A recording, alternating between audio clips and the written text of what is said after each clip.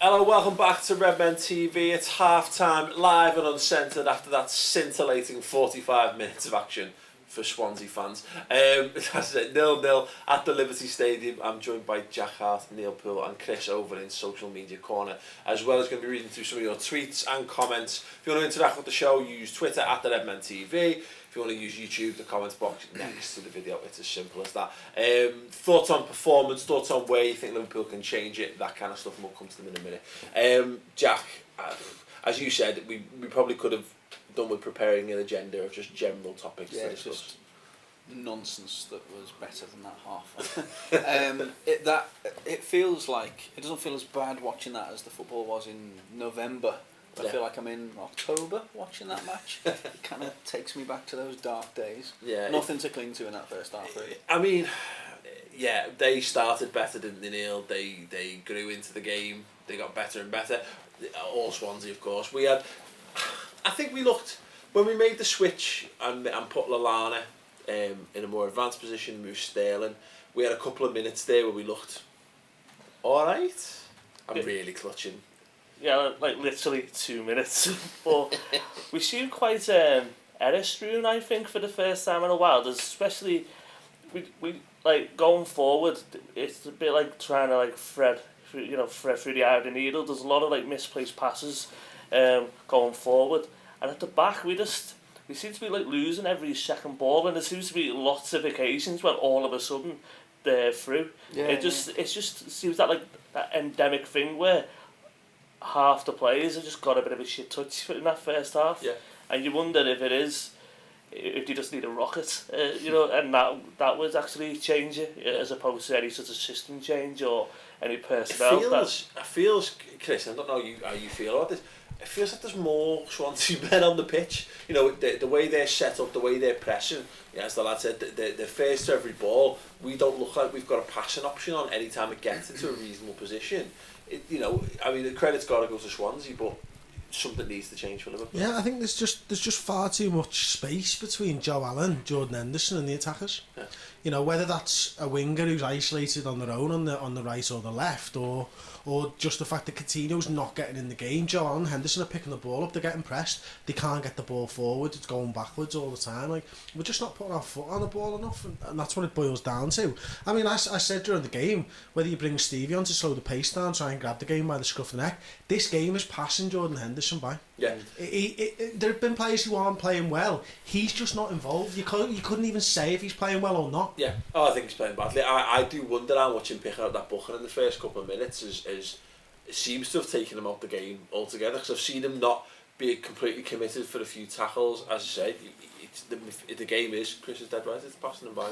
Even with that being if that booking is playing on his mind, it was frustrating, and the writing was on the wall early on there, because why is he the one there having to make that challenge when there's two other players who need to be got through for him to have to be there, So I wonder if that's the problem with initially having Lallana in the wing back position, that he's not fast enough to get back and cover, or Emre Can's not clever enough to get over. I don't know. You're right. It's he's the third man who should be making that challenge, isn't he? Really. Yeah.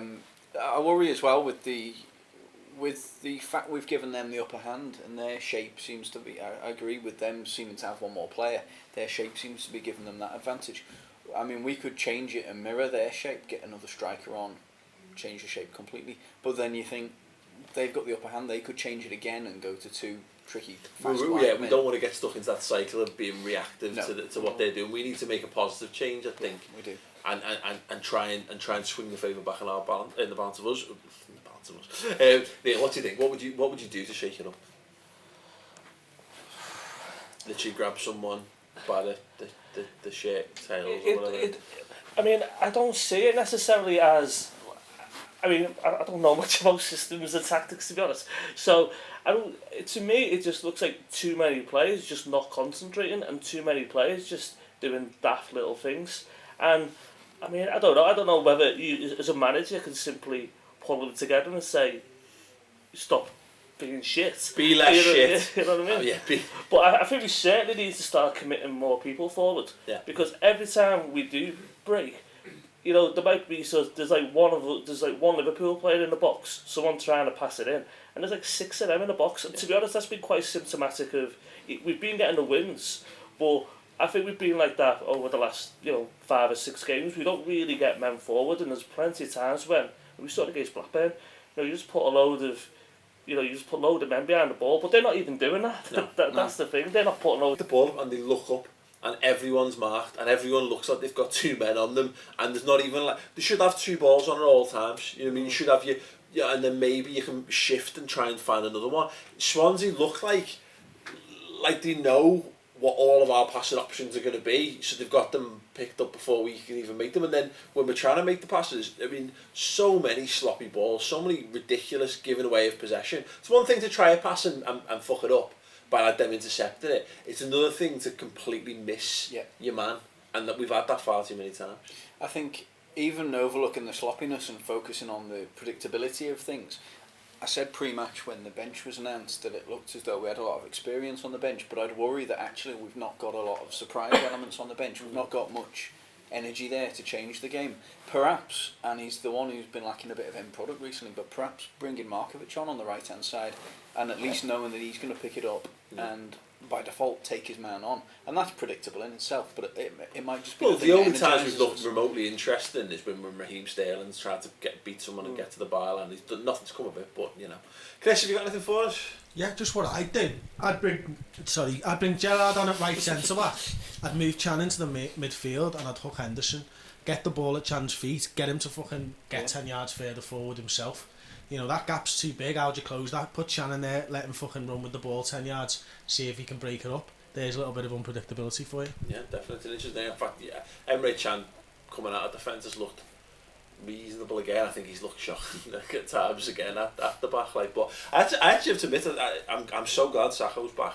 Yeah. I've seen him give away the ball, but I think everyone's guilty of that. But and again, even Skirtle's probably been a bit loose at times. But the covering they've offered at times, and got back in there has been, well, to be fair, them two, but really probably Mignolet, the reasons we're not a couple of goals down in that. I mean, Mignolet, we give him so much stick, and we keep coming back to it. He's been a fucking revelation this game. Neil, he's been fantastic. Well, it's interesting because on the commentary they said about him, he's looking like he's been back to his best. I think his recent form is the best he's been. It's a new level of best. And I mean, he's a lot of crosses have come in, and he's punched them really quite far. No hesitation we were chatting, at and all. you said, I don't feel nervous about these anymore. I don't know when that happened, but Yeah, it is. It's straight. He is coming for everything, and he's getting like a real fist on it. It's not like flapping, and the going so many double entendres. Yeah, I know. Yeah, it's sensational. But on top of that, some of the saves he's pulled up have been absolutely excellent. Yeah. I mean, I actually was discussing it before the game. I think Alan's been really good defensively as well. Just sort of when he made that one when he tracked back and won it back, one of the most dangerous positions they got into. I think Joe Allen is one of only a few players on the pitch for us who probably comes out with any credit in that first half. Skirtle, Mignolet and Allen. Yeah. Probably the three for me. Sakho, maybe. Sakho's been nice. Yeah, he's been ripped a couple of times as well. You're looking at Mignolet's performance. The thing is, it's not even, if we're talking about his recent form, his last few months haven't been a new level for Mignolet. I don't think today's performance has necessarily been. I think that's a testament to how well he's playing recently. That he's made 2 cracking saves, and it doesn't stand out against his recent form. Yeah, I think that the thing is, like I say, he's more dominant of his area. He's making more what's the word, sort of conclusive decisions on what he's supposed to be doing in and around his box, and then he's got the shot stopping as well. He's had to bring the full package in that first half, really, and that's probably one of the first times we've really had to see that. We don't have to worry about his distribution because we haven't had the fucking ball. Yeah. And even if he gives it away, it doesn't stand out because no one else can fucking pass to their own players or whatever.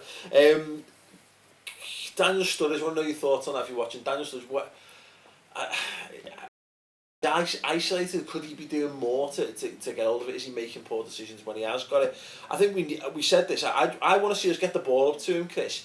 Ping the ball up to him and take a few hits. Maybe win a few free kicks. Go down a bit. See if we can move the play forward 20, 30, 40 yards. That's a good way just to break down what Swansea are doing. But you said we were watching. You said, I'd settle for them just getting the ball to him in the first place. He's not being addressed enough. That's it. And you look, I've got a comment here from Matthew Furlong that's basically said, along the same lines. Sturridge shouldn't be taken off. He is isolated up front because of Swansea pressing us back. He's not being fed by the midfield. Team are defending too much, and that's what it's about, isn't it? You know, we're not getting the ball into his feet enough. I think I can remember twice in the half where he got the ball into his feet and had a little bit of time. One was that shot that went over. Great little moment when he flicked it through to Lallana, who had probably the best shot we've even when he does get the ball though, Paul, there's no one around him. There's no one within 20 yards of him. Like, he is not a hold-up centre forward. He's a run onto it with his pace. Now his pace doesn't seem to be there since he's come back from injury. So what you've got to do is you've got to get players around him, buzzing around him like Phil Coutinho and Raheem Sterling. They need to be little runs around him and stuff. And no one's overlapping either. There's just not enough commitment going forward at all. That isolation actually is something I've noticed with Lallana on the right a few times as well. He's picked up the ball and there's been nobody anywhere near him. And that's actually the way we play when we have Ibe or Markovic there. We leave a lot of space and we concentrate down the left a lot more, where we've got Moreno and Coutinho tends to drift that way. And I just wonder if that's why we need more of a ball carrier on the right hand side to actually exploit all that space that is there. We need more of everything. Like, you know, I feel like we're playing within ourselves. I say I want to see the team take more risks, but good positive risks. Not like, here's a stupid ball. I mean, like I said, you know, again, it was a couple of minutes for the end of the half. We're filming our reactions to it and saying, want someone to do something. Just try and beat a man, make something happen, because we're so static. Nothing's happened. No, you know what I mean. No one's trying to shift and drop a shoulder and get past the man. No one's no one's committing the players they're playing up against. We need to just gamble a bit more and try these things and try and shake them up, because, well, clearly it's not working, so we need to do something more, and that'll do it for that. I think we've got another time for one last comment before we go, Chris. Could he fit a boot? Nah, fuck off. If Ballo played like that, Chris and the rest of them would have been going mad calling him shit. That's a good point. Yeah, no, I think that's a very good point.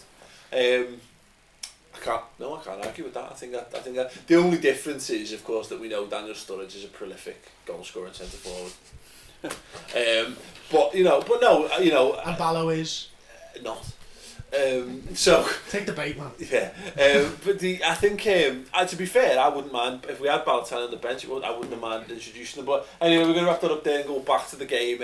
Hopefully, the next 45 minutes is a bit more exciting than that, and then we can just score some goals and do some things and beat some people, and that'll be great. Anyway, thanks for watching. Give the video a big thumbs up. Check back on redmentv.com and youtube.com/redmentv for post-match content, which hopefully will be good. Cheers.